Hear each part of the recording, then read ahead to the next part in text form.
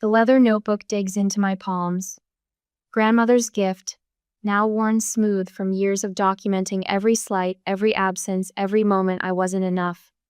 I grip it tighter beneath my graduation gown, anchoring myself to its familiar texture while the scholarship ceremony drones on around me. 3 rows from the back, Mom shifts in her chair. The coral dress she bought for Paige's graduation tomorrow catches the auditorium lights. Dad checks his watch for the 4th time in 10 minutes. They're here for the practice run, of course. The real celebration comes tomorrow when my twin sister gets her communications degree. And now, President Chen's voice cuts through my thoughts. We present our highest academic honor, the Franklin Ledger Fellowship. My pulse quickens. The leather grows slick against my palms. This year's recipient exemplifies extraordinary resilience. She pauses, scanning the crowd. Working 3 jobs while maintaining perfect grades, Brooke Ellis showed us what determination truly means. Mom's head snaps up. Dad's hand freezes mid-reach for his phone. Without family financial support, Miss Ellis cleaned classrooms at dawn, shelved books until midnight, and still earned the highest GPA in her class. The words echo through the auditorium. Each achievement lands like a stone in still water, rippling through 2 decades of carefully maintained family fiction. Paige blinks rapidly, the way she always does when her world tilts sideways. Please join me in celebrating a young woman who refused to let circumstances define her future. The audience rises. The standing ovation thunders through my bones, but I barely hear it. 23 years of invisibility crystallize in this moment. I rise on legs that should shake but don't, muscle memory from thousands of pre-dawn shifts keeping me steady. Through the sea of faces, I catch Professor Greer's eye. He nods once, the mentor who saw me when no one else bothered to look. The notebook's spine cracks as I clutch closer. 4 minutes. That's all that separated Paige and me at birth. 4 minutes that somehow stretched into a chasm of new dolls versus hand-me-downs, of precious girl versus you're tough, you'll manage. Mom's voice echoes from a dozen childhood fevers. Paige needs extra attention when she's sick. Then to me, always to me. You're strong, honey. You'll be fine. The podium looms closer with each step. My heels click against hardwood, a steady rhythm like the countless nights I paced the library stacks, memorizing finance terms while shelving books. The same shoes, polished weekly, lasted all 4 years. Unlike Paige's closet full of options, I couldn't afford replacements. Last year's honors banquet plays through my mind, the empty chairs where my parents should have been. Paige's choir solo took priority, like always. My English teacher, Mrs. Martinez, drove me home after I accepted the valedictorian medal. The streetlights illuminated her car's dashboard while revelation settled into my bones. This is how it's always going to be. But I applied to college anyway, filled out every scholarship form, worked every shift, studied through meals I couldn't afford to eat. The podium stands before me now. Solid wood, worn smooth by years of speakers. I place my grandmother's notebook beside the microphone. Its pages holding the weight of everything unspoken. The audience waits. President Chen smiles encouragement. Professor Greer leans forward slightly. Even the corporate recruiters in the front row focus intently, seeing me. Really seeing me. My parents' faces swim in the back of the auditorium, frozen in matched expressions of shock. The perfect family portrait finally cracks. I open my mouth to speak, 23 years of silence ready to shatter. But looking at them now, I realize something that straightens my spine and steadies my voice. I don't need their approval anymore. I never did. Thank you, President Chen. My voice rings clear through the speakers. This honor belongs not just to me, but to everyone who helped me recognize my own worth. The words flow smooth and strong, like water breaking through a dam. In the back row, Mom's hand flies to her throat. Dad's shoulders stiffen. Paige's rapid blinking reaches hummingbird speed. But their reactions don't matter anymore. My truth echoes through the auditorium, witnessed at last by hundreds. The leather notebook holds 2 decades of invisible achievements. Tonight, finally, the world sees what was written in its pages all along. I am Brooke Ellis, and I am enough. The applause swells around me as I step down from the podium after I gave my speech. Professor Greer reaches out to shake my hand, his weathered face creasing into a proud smile. Behind him, a cluster of corporate recruiters whisper and nod, their business cards already appearing like magic between manicured fingers. Extraordinary presentation, Miss Ellis. A woman in a crisp charcoal suit extends her hand. We'd love to discuss opportunities at Gwen Sachs. Before I can respond, my mother's voice cuts through the crowd. Brooke, darling. Her coral dress parts the sea of black graduation gowns like a salmon swimming upstream. Dad trails behind, his expression hovering between pride and confusion. Paige blinks rapidly beside them, her fingers twisting the program into accordion folds. You should have told us it was this serious. Mom's smile stretches wide, brittle as spun sugar. Her hand lands on my shoulder, squeezing just a bit too hard. The leather notebook burns against my ribs where I tucked it inside my gown. Would you have listened? Her fingers tighten, then release. The question hangs between us, heavy as storm clouds. Margaret Ellis.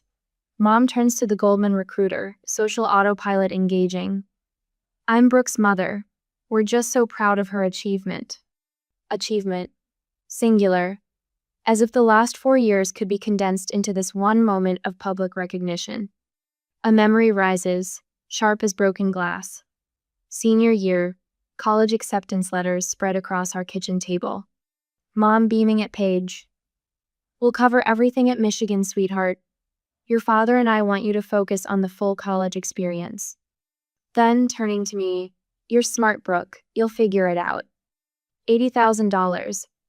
That's what they invested in one twin while leaving the other to drown. Actually, Professor Greer's voice cuts through my thoughts. Brooke figured out quite a lot. That's why I nominated her for the fellowship. He turns to address my parents directly. In 15 years of teaching, I've never seen a student work harder. Dad's jaw tightens. Well, if she'd just asked for help? Richard. Mom's voice carries the false brightness of a department store greeting. She's already pulling out her phone. I need to call Susan. She won't believe our Brooke won such a prestigious award. Our Brooke. The possessive pronoun lands like a slap. Helen from the scholarship committee mentioned you were quite the legend. A tall woman approaches, last year's Franklin Ledger pin glinting on her lapel. 3 jobs while maintaining perfect grades? That's unprecedented. Mom's fingers freeze mid-dial. 3 jobs? The leather notebook weighs 1,000 pounds now. I pull it out slowly, letting the worn cover speak its own truth. Would you like to see my schedule, Mom? I kept very detailed records. Paige steps closer, her rapid blinking reaching hummingbird speed. She peers at the open page where I've documented every shift, every missed meal, every night spent sleeping at the library help desk between customers. But, her voice cracks. You were at every one of my performances. I saw you in the audience. Back row, working on homework during intermission. I flip to another page. Usually between my morning cleaning shift and evening library hours. You never said anything. Dad's voice holds an accusation. You never asked. I turn another page, letting them see the entry from sophomore year. Their signatures on the emergency room forms for Paige's sprained ankle appear in stark contrast to the empty space beside my appendectomy records. Professor Greer clears his throat. The faculty reception is starting, Brooke. We'd love to have you join us. I close the notebook with quiet finality. Thank you. I'd like to celebrate with the people who supported me tonight. Brooke. Mom reaches for my arm. We're your family. Yes. I step back, joining the circle of professors and mentors who actually saw me. You are. But tonight I'm choosing to spend time with the people who noticed me before I became someone worth claiming. The Goldman recruiter hands me her card with a knowing smile. Professor Greer gestures toward the faculty lounge. Behind me I hear Mom's shaky inhale. Dad's uncomfortable cough, Paige's quiet "oh." I don't turn around. My heels click against the polished floor as I walk away, each step echoing with a truth I've known since that senior year honors banquet. I don't need their approval anymore. I never did. 6 months before all this, the alarm pierces darkness at 4:30 a.m. in my small apartment. My phone screen illuminates a stack of finance textbooks, their edges worn from countless midnight study sessions. Beside them, last night's highlighted notes blurred together derivatives, statistical models, market projections. Sorry, I whisper to my roommate Sarah's sleeping form. She mumbles something incoherent and rolls over. The wall clock ticks forward mercilessly. My work uniform hangs on the closet door, pressed despite its growing threadbare patches. The same black pants, white button-up, sensible shoes I've worn since freshman year. Each item is carefully maintained because replacements aren't in the budget. Campus belongs to shadows at this hour.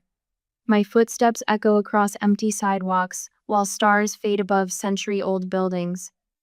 The janitorial closet key feels familiar in my palm, fourth key from the left, small nick on the edge. Inside, industrial cleaners and paper towels wait in neat rows. Start with the economics lecture hall.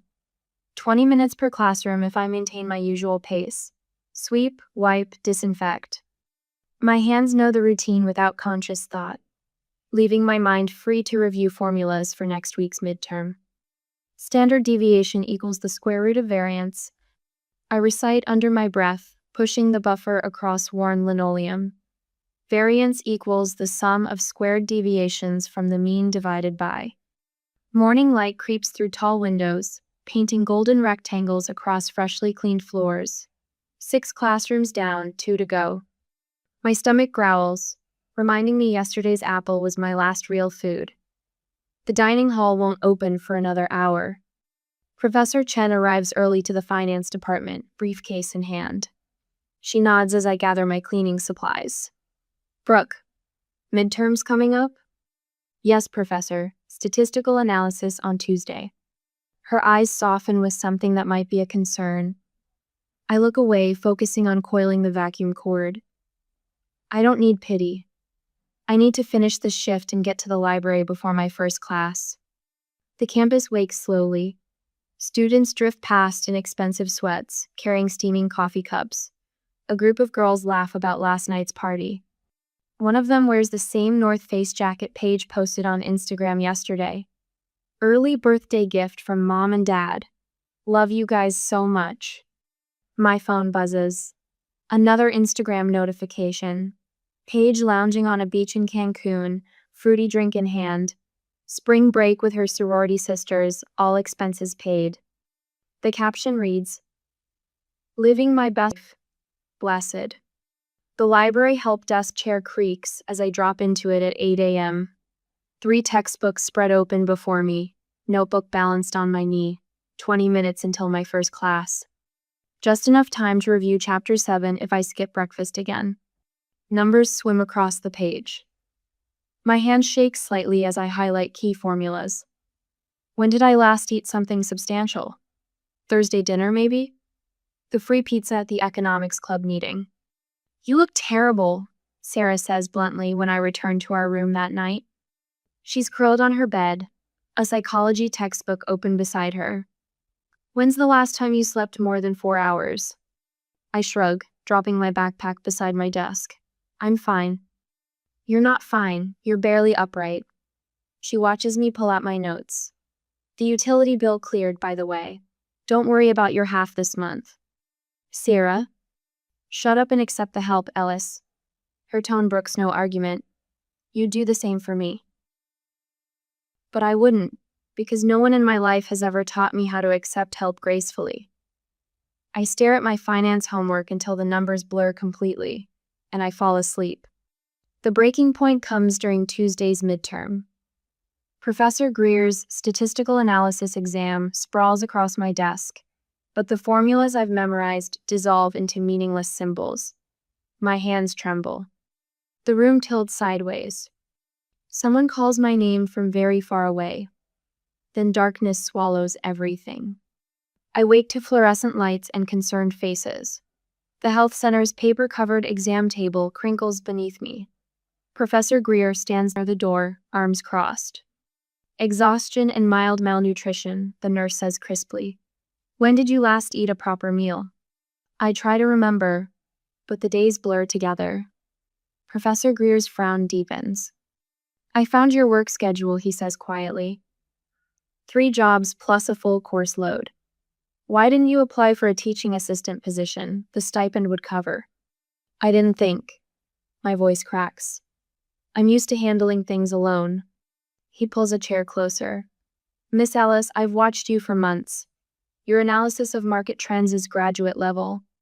Your paper on emerging cryptocurrency regulations was exceptional. He pauses. The Franklin Ledger Fellowship was created for students exactly like you. The words don't compute. The Franklin Ledger Fellowship, the most prestigious award on campus. Full tuition, living stipend, guaranteed internship. But that's for exceptional students, I whisper.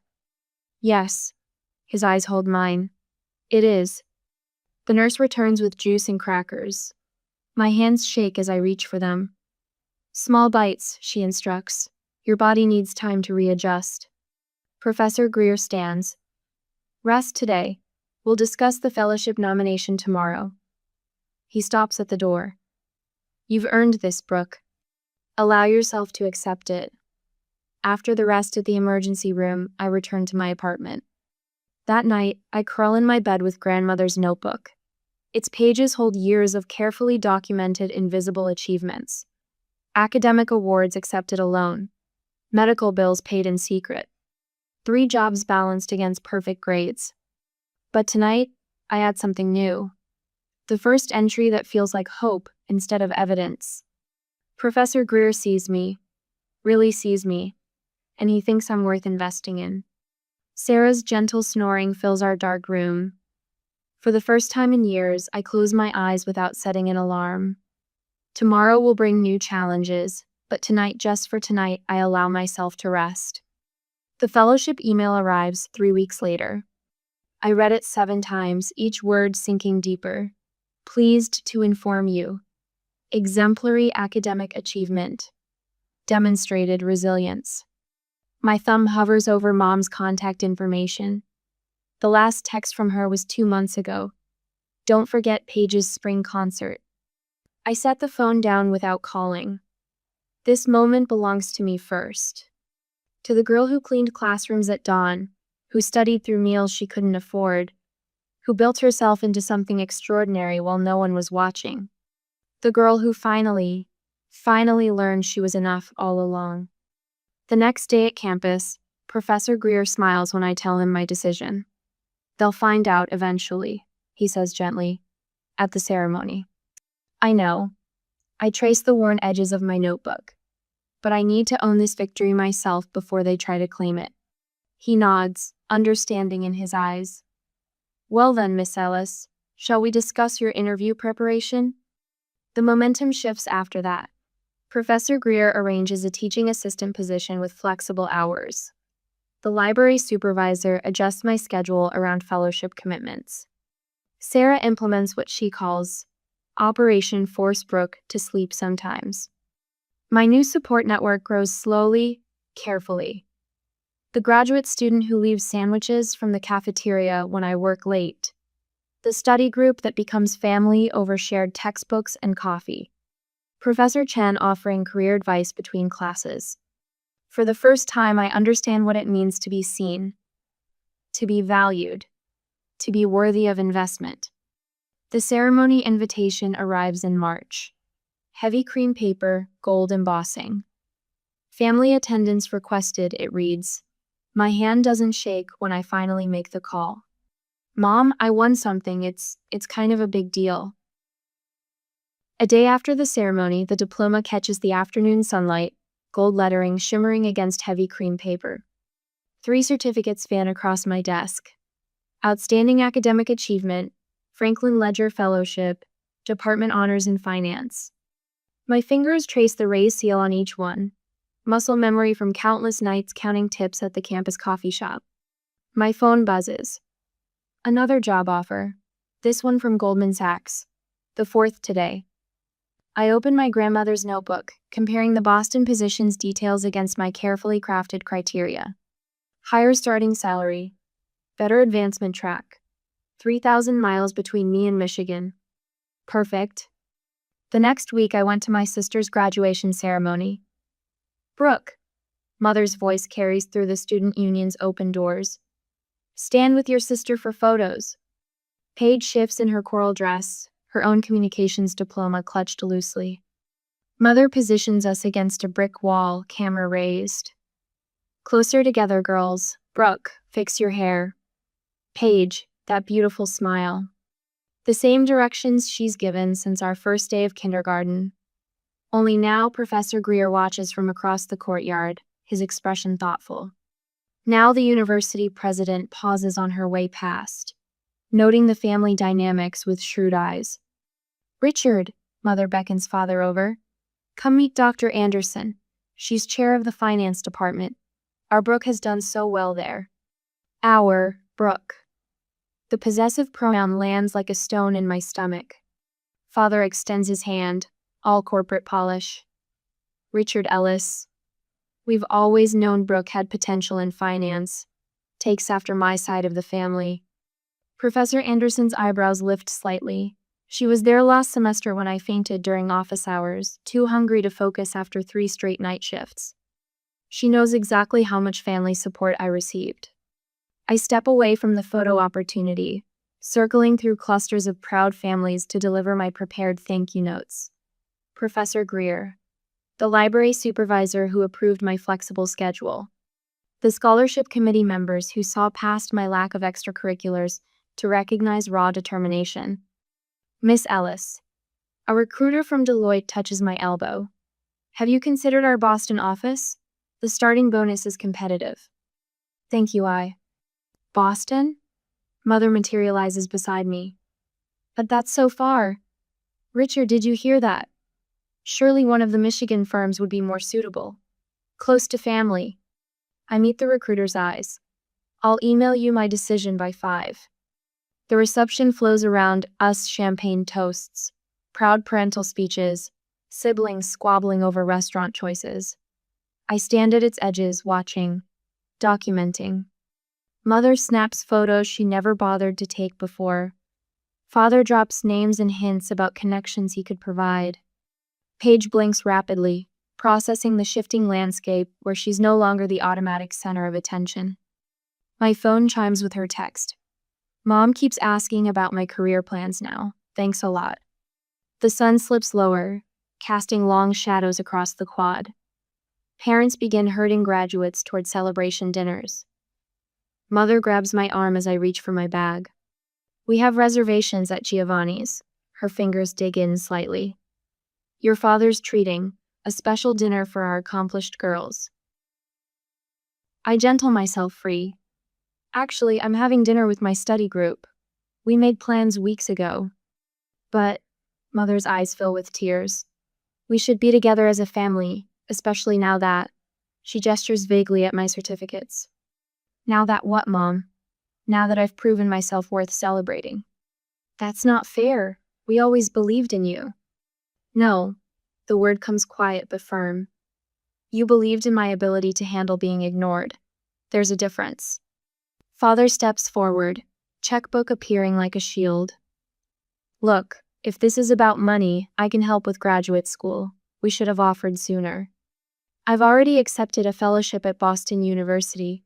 Full ride plus stipend. I slide my phone from my pocket, pulling up the email. I also accepted the position at Wellington, their Boston office. Mother gasps. 3 weeks? You're leaving in 3 weeks? The apartment lease is signed, movers scheduled. I touch my grandmother's notebook, anchoring myself. I paid the deposits with my fellowship funds. But your sister, Mother begins, has her own path to follow? I meet Paige's eyes, seeing real understanding there for the first time. Just like I have mine. The evening breeze carries the scent of fresh-cut grass and new beginnings. Around us, other families cluster and laugh, plan, and celebrate.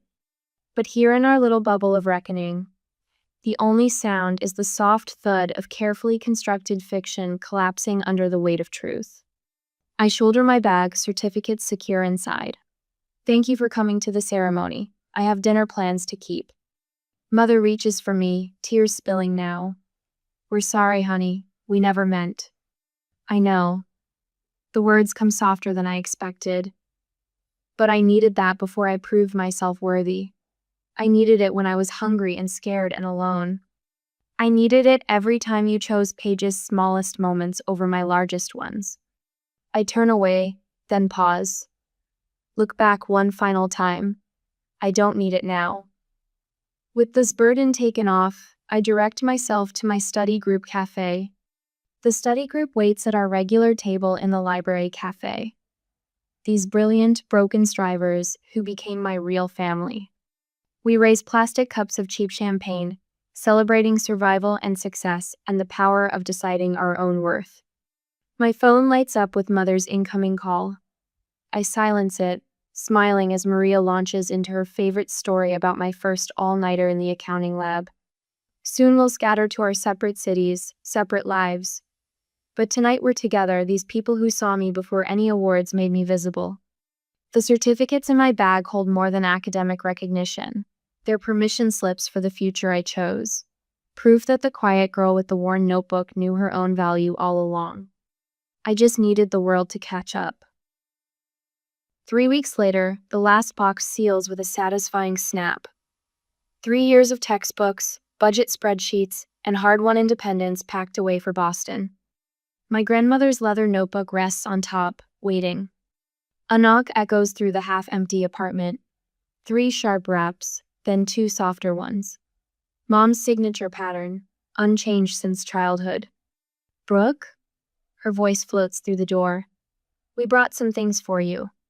My fingers trace the notebook's worn spine. Of course they'd show up unannounced. Success makes me visible at last. The door opens to reveal Mom clutching a cardboard box, Dad hovering behind her with his checkbook already in hand. The coral dress from graduation peeks out from under Mom's raincoat. We found these while cleaning out the attic. Mom pushes past me, setting her box on the kitchen counter. Your baby blanket, some old report cards. Those went to Paige. The words slip out before I can stop them. You gave them to her for her memory box when we turned 16. Mom's hands freeze mid-motion. Did I? Well, she probably just borrowed them. $300. Dad's voice cuts through the awkward silence. His pen hovers over the checkbook. For moving expenses. First month's rent too if you need it. The leather notebook catches the afternoon light. Its pages hold every borrowed memory, every financial slight, cataloged in my careful handwriting. No thank you. I keep my voice steady, the same tone I used during pre-dawn cleaning shifts. I've already paid the deposit, and the moving company. But Boston's so expensive. Mom's fingers twist her pearl necklace. We want to help now that we understand. Now that I've proven myself worth the investment. The words taste like bitter coffee, like endless nights shelving books for minimum wage. I cross to my desk and pull out the accordion file I've maintained since freshman year. Every pay stub, every receipt, every scholarship, rejection, and acceptance lined up in perfect rows. Let me show you something. The first folder opens to reveal a carefully highlighted calendar. Here's my appendix surgery sophomore year. You were at Paige's tennis tournament. The hospital bill's attached. I paid it with my library overtime. Mom sinks onto a moving box. We didn't know. Here's my tuition payment schedule. Another folder, another set of highlighted columns. And here's the wire transfer for Paige's study abroad program. Same semester. Now, listen here. Dad's voice rises, sharp with defensive anger. We gave you opportunities. To be strong? To figure it out myself? The next folder contains every award ceremony program they missed. You gave me exactly what you thought I deserved. Nothing. A text buzzes on my phone. Paige. Mom says you're being unreasonable. We're family. The word settles like dust in the emptying apartment. Family. The same argument they've wielded for 23 years. I'm returning these. I hand Mom a small box of borrowed items, an old calculator, 2 textbooks, a winter coat I'd outgrown. Everything's been cleaned and repaired. You don't have to do this. Mom's tears look genuine for once. We can start over, be closer. No. The certainty in my voice surprises even me. We can't. I lift my grandmother's notebook, its pages heavy with 2 decades of unspoken truth. You taught me independence by refusing to support me. You taught me strength by never offering comfort. You taught me self-reliance by showing me I could only count on myself. Dad's anger cracks, revealing something that might be regret. We thought. I know what you thought. The words flow smooth and clear, like final entries in a closing ledger. You thought I didn't need you. Now? I gesture to the packed boxes, the job offer letter from Boston framed on the wall. You were right. I don't. Please. Mom stands, reaching for me.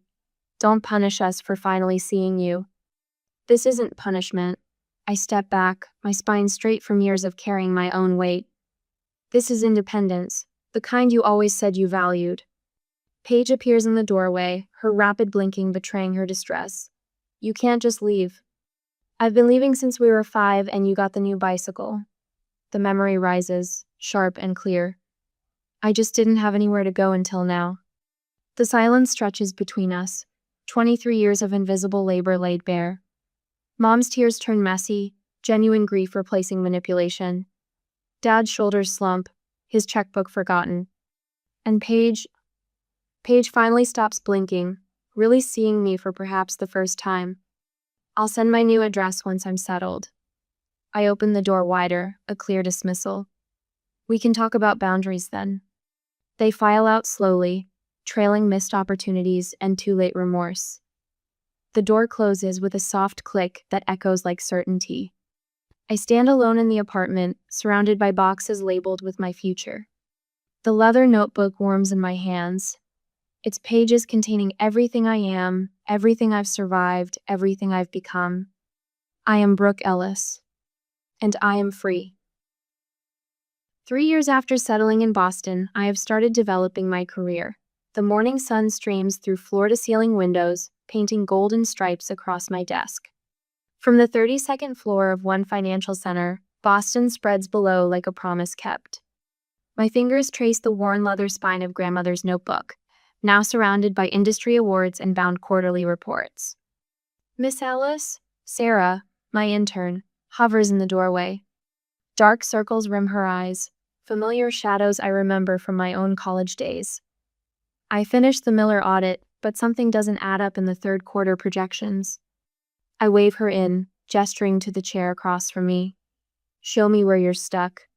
She spreads her papers across the polished mahogany, hands trembling slightly.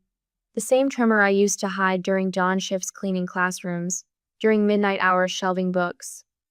I see myself in her determination, in the way she stretches her lunch budget with peanut butter sandwiches and free office coffee.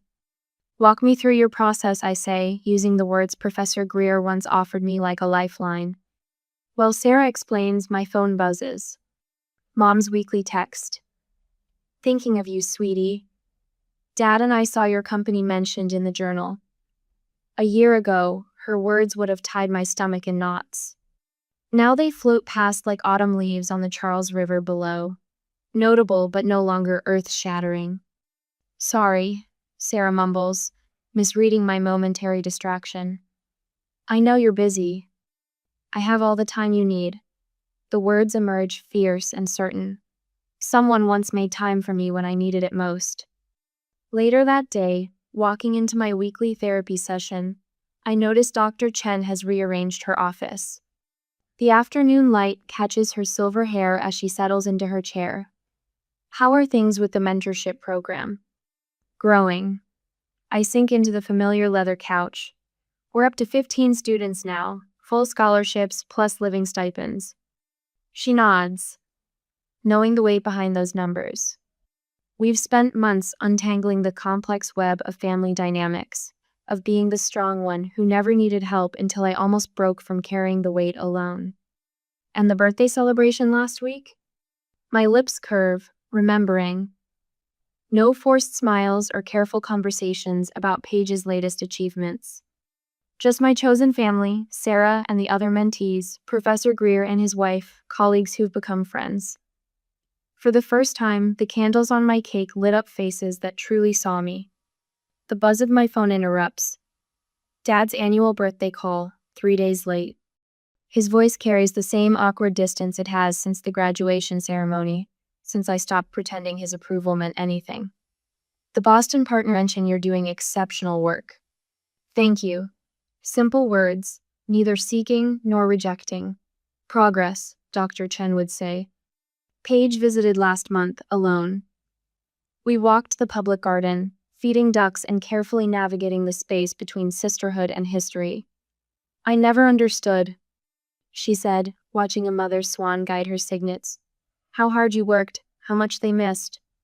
I didn't answer immediately, letting the words settle between us like the falling leaves. Neither did I for a long time. That afternoon with Paige felt like a turning point, small, quiet, but real. Her words didn't rewrite the past, but they softened it, making space for something new to grow. Maybe that's why, when the award ceremony approached, I didn't hesitate. And with this statement, I finished my therapy session and went home.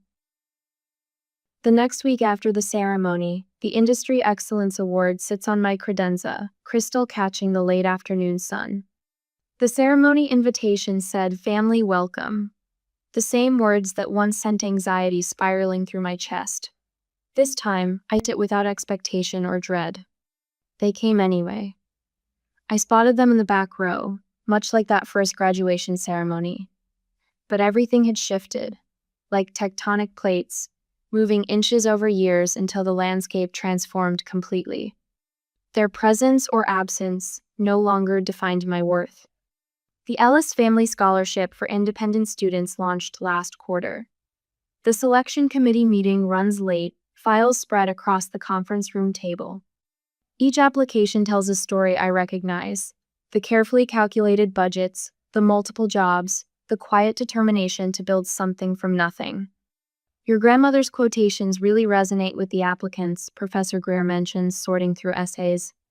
He's flown in to help select the first recipients, his silver hair and kind eyes unchanged by the years. My fingers find the familiar texture of her notebook, the pages soft from decades of turning. The quote that saved me now appears on every scholarship letter. You don't need the world to see you, you just need to see yourself. I slip the notebook back into my bag, its presence grounding me like it always has. What was once a lifeline is now a legacy, quiet proof of how far I've come and how far I can help others go. As I exit the building after the meeting and step into the golden hush of afternoon, a voice stops me when I walk through the public garden. The crisp autumn air filling my lungs, a young woman approaches. "Miss Ellis, I heard your speech at the financial literacy workshop." She clutches a worn backpack, vulnerability warring with determination in her eyes. "Could I ask for your advice?" I led her to a bench near the swan boats, the same spot where Paige and I began rebuilding our relationship as adults. Opening grandmother's notebook, I share the wisdom that carried me from invisible daughter to woman standing firmly in her own light. The late afternoon sun paints everything in amber and possibility. Somewhere across the city, my mother's texts wait unanswered. My father's voicemails sit unheard. They're learning, slowly, to accept the daughter they never truly knew. But their acceptance stopped mattering the moment I accepted myself. I am Brooke Ellis, mentor, sister, survivor, the strong one who turned that label from burden to triumph. The invisible daughter who built herself into a lighthouse for others searching through the same darkness. The young woman leans forward, hope replacing hesitation in her eyes. Time stretches between us like a bridge, carrying my grandmother's wisdom forward to the next generation of invisible daughters learning to see themselves clearly at last.